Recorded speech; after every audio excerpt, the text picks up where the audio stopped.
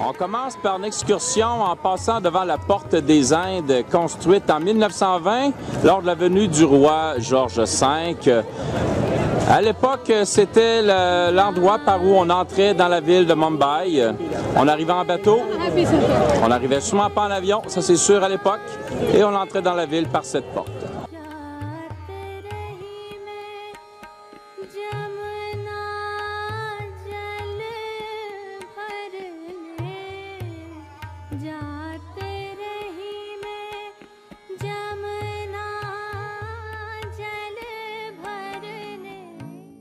C'est à bord de ce petit bateau qu'on va traverser pour aller à l'île d'Elephanta. La traversée sera d'une durée d'1h15 environ. Bon.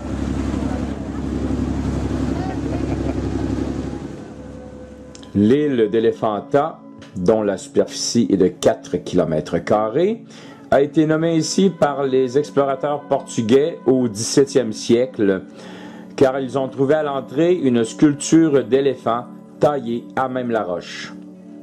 Voici à bord de ce petit train qui nous emmènera directement au centre de l'île. On y retrouve des centaines et des centaines de petits kiosques comme ça. On offre de tout, là, de la nourriture et des souvenirs. Et on se dirige tranquillement vers l'attraction principale de l'île. Vous allez voir.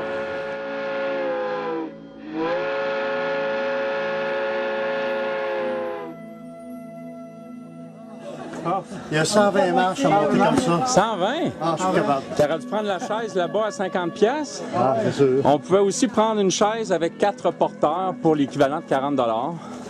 Un peu cher, mais c'est plus que du bonbon.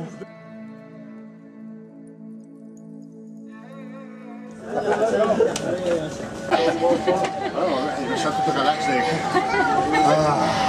ça sent zen. Tu te sens zen, hein? Oui.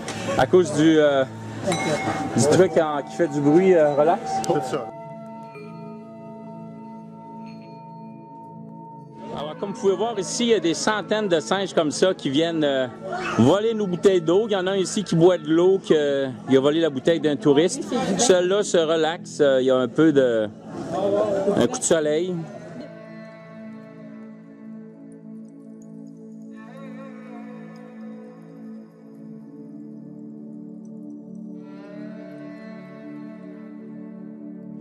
On retrouve environ 1200 temples sous roche en Asie, c'est ainsi qu'on les appelle, et ils datent du début du 2e siècle avant Jésus-Christ. Celui qui nous intéresse aujourd'hui est dédié au dieu Shiva, une divinité très importante dans la religion hindoue.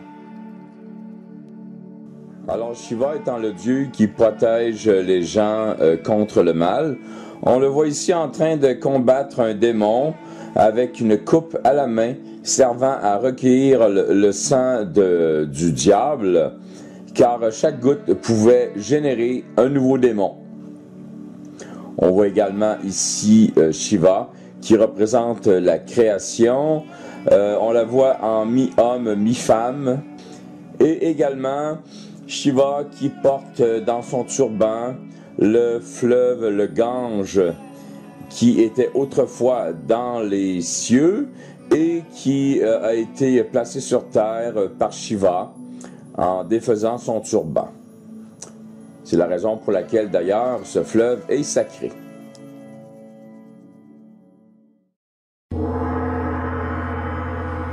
La diversité de l'Inde repose également sur la religion. La majorité de ses habitants sont hindous. En effet, 80% de la population indienne pratique l'hindouisme, suivi de 16% par les musulmans. Par la suite, les chrétiens représentent 2,3%, puis les sikhs, reconnaissables à leur turban et leur barbe, 2%.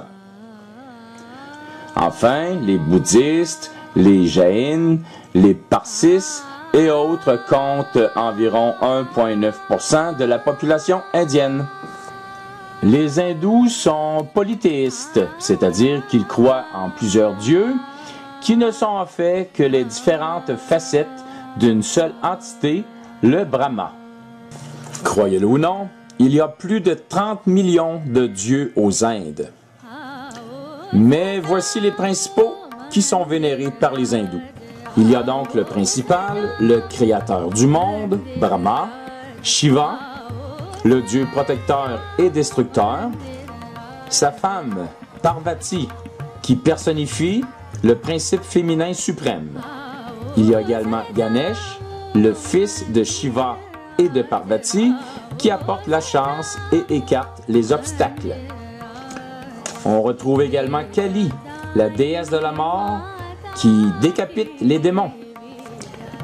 Les hindous les vénèrent quotidiennement dans des milliers de temples dans les villes et villages. Ils leur apportent des offrandes, des fruits, des fleurs et de l'argent, et ils sont très fermement convaincus qu'ils existent tous. Pour nous, bien entendu, il s'agit de mythologie et de simple folklore.